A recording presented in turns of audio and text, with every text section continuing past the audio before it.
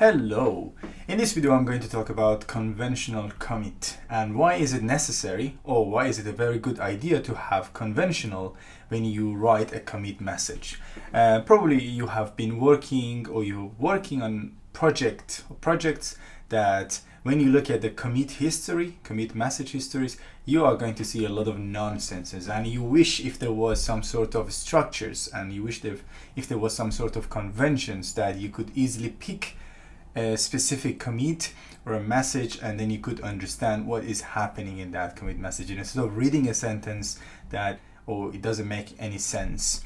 And maybe you have seen, like, for example, git commit -m and then, for example, first commit or draft commit or blah blah, or I'm going to change this one, or this is fixed, or for example you're going to see a lot of these type of messages, which they are okay to some degree, but when you work with different people, when you work in a lot of projects, it's a little bit difficult to understand and follow them. And another reason that you might need a conventional commit is that if you're going to use those commit history and generate some, for example, report from it. For example, if you want to see how many breaking changes you have introduced to your code base, or how many times you introduce features or work on documentation or worked on a test, and etc., then this is the time that if you have a convention, it's much easier to just pick those messages or generate a report. For example, if you are going to for example have a release note, so if you're releasing something in your service or project, then maybe it's easier if you have conventional commit. One way of doing it is to follow conventional commit version 1, so it's in conventionalcommits.org, and if you look at it, it's just going to give you some ideas of how you can do it. Basically, the idea is to have a subject or the topic, which could be fix when you're going to fix something, fit when you're going to introduce a new feature into the code base, breaking changes when you're introducing breaking changes, and we have another types other than fix and fit, which is, for example, build if you're going to work on a build, chore, CI, documentation or docs, style, refactor, performance, test, and there are some others as well. But the whole idea is to just go through a conventional commit. Just put, for example, your type. What is the type of this commit? For example, if you are going, let me just quickly do it. So by reading this message, you can easily say in this commit you're working on a test, and then the next thing is that all the tests for the service A now has the full coverage, or you have the coverage for them. So it's much easier to understand. Or if, for example, if you're working on documentation, instead of saying, for example, let's say update documentation, for example, this is okay, but would it be not better if you had, for example, something like this, docs then date readme. Yeah, so to me this is much cleaner because you start with a type of the commit, then colon, then a bit of intro, a bit of like a description for your commit. So it's quite cleaner and have some sort of structures. And in order to get there, you can have, for example, a few different ways, and you can just configure your project to follow these standards in a few different ways, and I'm going to go through two of them in this video. And if you scroll down a little bit more, you can see, for example, here this is another example. Let me just zoom in a little bit. There we go. You can see, so if you work on a feature, so it's a fit, then colon, and then the description. If you work on a breaking changes, again, that's the same thing. And again, this is a feature and breaking changes. So if you want to add two type of commit, then you can just say commit message with exclamation mark to draw attention to the breaking changes. Basically, they are here to give you some sort of guidance and guideline and convention for your commit. So there we go. You can have, like, for example, here feature and breaking changes, or feature and then we draw attention to breaking changes. You can add a scope. So for example, if you are working on a feature which is breaking change on your API alone, you can just add the topic or scope here as well. So it's a feature on the API, not on the front end, for example, and then that's a breaking change. Or if you remove this one, it's not going to be breaking change. Moving on, for example, here with the scope, so it's a feature, you work on a language and you add a new language to by this commit. So here is some examples you can read about the specification and basically what we were talking about so far. Okay, good. And why to use it is because we can automatically generate change logs. So if you have an API, you can automatically generate it. You can also automatically determine a semantic version bump, because if you introduce breaking change, if you introduce fit, then you can update, for example, the minor, major, and patch. So it's much easier. And also you can communicate the nature of changes to the teammate. It's much easier because if whoever look at the commit and realize that there is a CI, means that commit is only going to change or update CI, continuous integration, CI related stuff. And then you can triggering the build and publish if you're working on that, and much easier for people to contribute to the project. Okay, I am not going to work on or talk about theories that much. I will jump into the examples, and then we can see it in then we can see a practical example. So I'm in a directory, there is nothing in this directory. All I'm going to do is just to say npm init -- yes. So we are creating npm package.json, so we have it here. The next thing we want to do, we want to also have git or initialize git repository here as well. So I'm going to say git init, and then we create one. It doesn't like the master branch. Let's just rename quickly branch to the main. There we go. Now I have main branch. The next thing that we need to do is to install a few packages. So we have to install commitlint. From the commitlint organization, we need to install two packages, config conventional and CLI. So this command is similar to do just git install -- save dev and commitlint /CLI and commitlint /config convention. So it's two package we're going to install as a dev dependency. Now that we have this one, the next thing is to install also Husky. So we're going to add Husky as a dev dependency as well. So the next thing is to install Husky. So we add the package into the package.json and our project, but the next thing is to install Husky. So it's npx husky install. It's going to install Husky git hooks to the repository and to the package we have. And then the next thing is to just look at the package in the Visual Studio Code.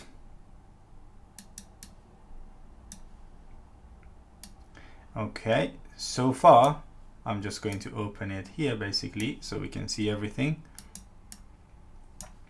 So far we just installed three dependencies as dev dependency. We can see we have commitlint CLI, we have commitlint config conventional, and then we have Husky. Okay, and then because we did npx husky install, we have this husky directory which we has git ignore and husky sh. So this is all generated by this command. Okay, I'm going to close this one. The next thing that I want to do is to quickly create a git ignore and put node modules in the git ignore. Okay, so let's just say echo node modules into git ignore. We have this one as well, node modules. Yes, I'll just press this one. There we go. It's completely out of the git status. So if you do git status, now we have this. The next thing that I have to do is to create a file just called commitlint.config.js. So I have this file, and then I'm going to include the conventional commit here. And all it takes is just to say module.export, and then we are extending the commitlint config conventions. The config convention is the one we installed, and then we're gonna add it to this commitlint.config.js. And as a last thing, we need to just add the commit message format to the husky to just add it to the git hook, basically git hook, which is going to pick this message. So by doing the npx husky add, and then we are going to add a file which is commit message to this .husky folder, and it's going to be npx no commitlint edit the $1. Basically this is the message we're going to use in the git commit. But ignoring all of that, you just need to copy and paste this one. So it's going to add a file, and then that's the format, or that's what is going to happen in a git hook when we're going to commit a message. So I'm going to add this one as well. There we go. You can see in a husky file we have now a commit message. Inside the commit message we have npx no commit -- edit $1. So that's exactly what we put. So it's going to add it there. Okay, cool. Everything is good. I'm going to close this one, and now let's see the magic. I will just do git status. Now I'm going to add all of these files, git add -a.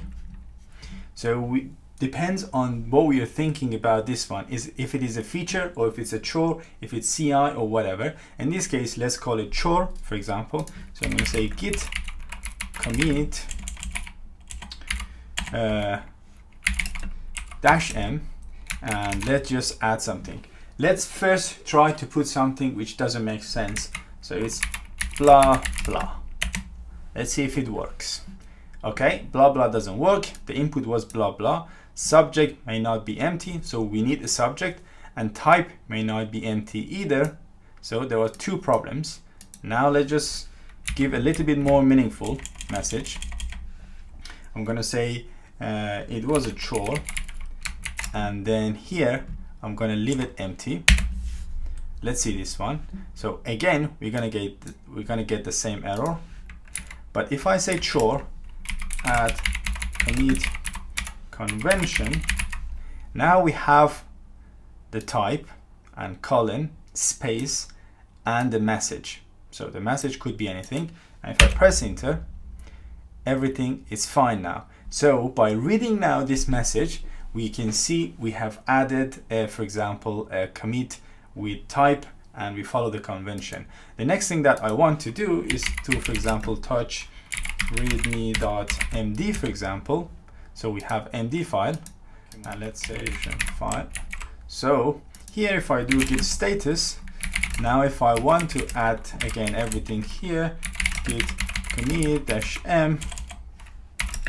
This time I was working on documentation, so what I'm going to do is to just say docs and then add readme.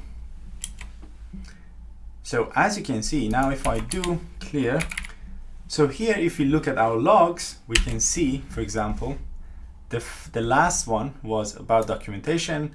The one to the last, or the first commit message, is about adding a conventional, which is a chore. So you can see we have exactly the type of the commit and the message following it. So it's very simple, and actually it's going to bring some structures into the commit messages we're going to write. And I think, believe me, in the long run, it's going to make a lot of things easier if you're going to read the history and you want to find out what happens with any of the commit you have in your project. The next way of doing this is to use commitizen or commitizen CLI to just achieve pretty much the same thing. So I'm in another directory, so there is nothing in this directory. The first thing I'm going to do is to just say git init, then I'm going to rename the branch to main. So I have the branch name main, and then the next thing I'm going to do, I have to install a package called commitizen as a global in my system. So there is no harm to have this one. So let's just quickly install this one. So let's just add it as a global. You can add it as a dev dependency as well if you want, but I don't think there is any harm to have this one here. The next thing that you want to do is to initialize commitizen, or make sure your repository is commitizen or conventional commit friendly, basically. So what you're going to do is to just say commitizen init, and then you're going to say cz conventional changelog, and then you're going to save it as a dev dependency save exact. Okay, let's see. Okay, we have everything here, and then now if I open everything in the Visual Studio Code, I want to show what do we have exactly here. So basically we have added cz conventional changelog here, and also we add commitizen as a config to our package.json. So all of these things are here. You can see that's the last message, or the last command we had. It was this one. The next thing again I want to do is to just say echo node modules to git ignore. Okay, I have the node modules here. The next thing I want to do is to demonstrate how to use it. Basically now we have one option. If I say git cz, then I can just type my message. So I'm going to say git -a. So now if I do git cz, so if I press enter, it's going to ask what was the type of the message. So if you were working on a chore, feat, revert, I don't know, fix, documentation, style, it's pretty much exactly the same as what we had previously, but it just gives you, for example, this nice CLI if you want to use. So let's say this is a chore, for example. I'm going to add it. What is the scope of this change? There was no scope. Scope, if you remember, was in parentheses after the type, and then we're going to write some short description. So add commitizen to the project, and then provide longer description. I don't want. Is there any breaking changes? No. Does this change affect any open issues? No. And then there we go. So if you say git log one line, it was generating for us this one, nothing more. What I'm going to do now is to say touch readme. So now we have one file. If I do git status, or I have like an alias, that's why I say gs, but I have like readme, and all I have to do is to say git add readme. So we have all of them here.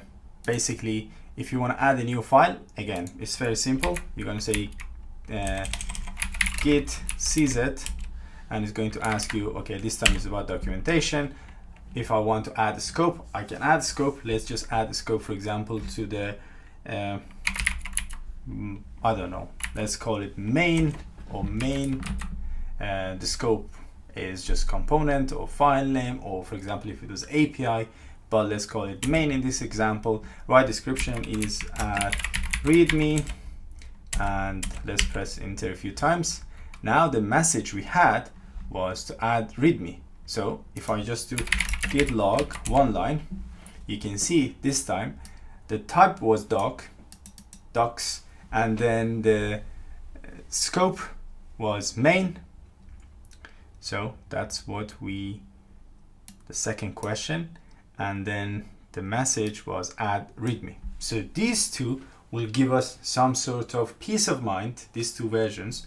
The first one, commitlint, here is commitizen, just some sort of peace of mind to add structures and convention to all our commit messages. And if you want to know more about them, basically the first one is conventionalcommits.org.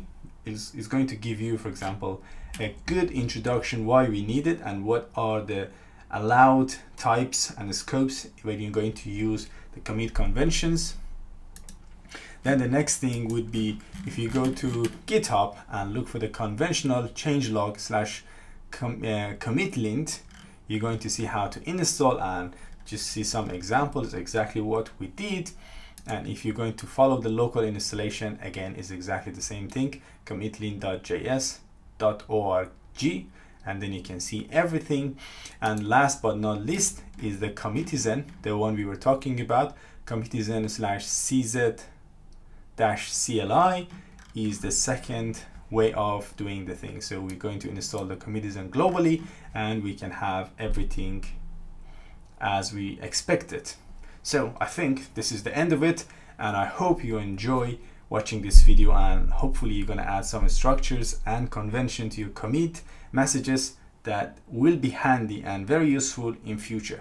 Thank you so much for watching this video, and please don't forget to like, share, subscribe to the channel. I'm going to put more fun and interesting video in the channel.